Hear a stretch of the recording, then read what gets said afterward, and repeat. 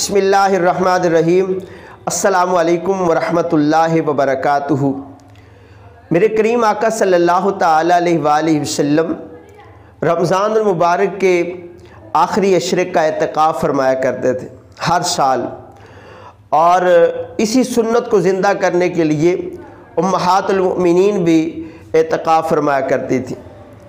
اعتکاف کا لغوی معنی ہے دھرنا مارنا، بیٹھ جانا، یعنی اپنے آپ کو عبادت کے لیے کمر بستہ کر لینا اور اللہ کو راضی کرنے کے لیے دھرنا مار کے بیٹھ جانا۔ اور اس کا اصطلاحی معنی یہ ہوتا ہے کہ بنیت اعتکاف ٹھہرنا، اس کو اعتکاف کہتے ہیں۔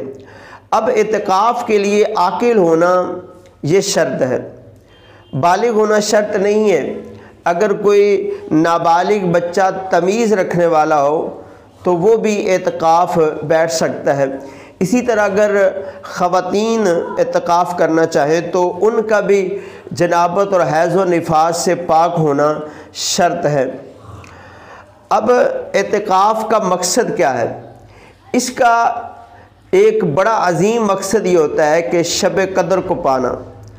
جیسا کہ شب قدر کے بارے میں فرمایا گیا ہے کہ یہ رمضان المبارک کی طاق راتوں میں آتی ہے، تو جب بندہ 10 دن اللہ کی بارگاہ میں بیٹھا رہے گا تو ان 5 طاق راتوں کو بھی پالے گا، تو گویا کہ جو اعتکاف بیٹھے گا وہ شب قدر کو پانے میں کامیاب ہو جائے گا۔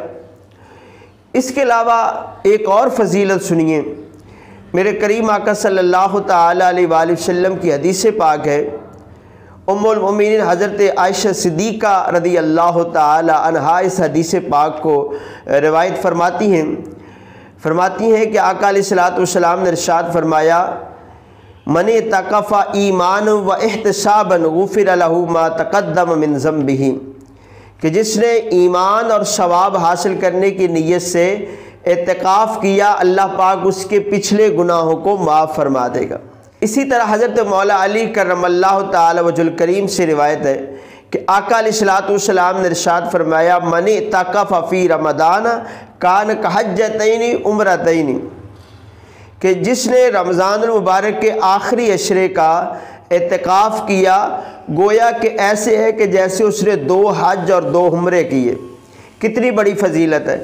اسی طرح میرے محترم بھائیو، اعتکاف کا ایک فائدہ یہ بھی ہوتا ہے کہ بندہ اعتکاف میں رہ کے گناہوں سے بچا رہتا ہے۔ جو باہر رہ کے گناہ کرتا ہے ان سے بچا رہتا ہے، لیکن وہ نیکیاں جو باہر رہ کے کرتا تھا اب اعتکاف کی وجہ سے نہیں کر پاتا۔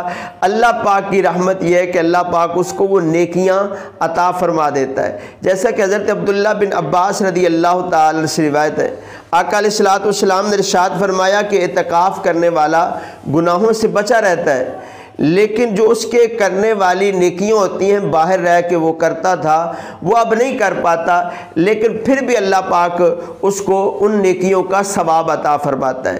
جیسے میرے محترم بھائیو، اعتکاف کا ایک فائدہ تو یہ ہے نا کہ جو وہ گناہ باہر رہ کے کرتا تھا ان سے بچ جاتا ہے، لیکن اللہ پاک کی رحمت پر قربان جائیے، وہ جو باہر رہ کے نیکیاں کرتا تھا اب اعتکاف کی وجہ سے وہ نیکیاں نہیں کر پاتا، لیکن پھر بھی اللہ پاک اس کو ان نیکیوں کا ثواب عطا فرماتا ہے۔ جیسے وہ باہر رہ کے مریض کی عیادت کرتا تھا اور اسی طرح نماز جنازہ میں جاتا تھا، اب وہ اعتکاف کی وجہ سے نہیں کر پاتا، لیکن پھر بھی اللہ پاک ان کو ثواب عطا فرماتا ہے۔ تو میرے محترم بھائیوں، ہر سال نہ صحیح تو زندگی میں کم از کم ایک بار تو ضرور رمضان المبارک کے آخری عشرے کا اعتکاف کیجئے۔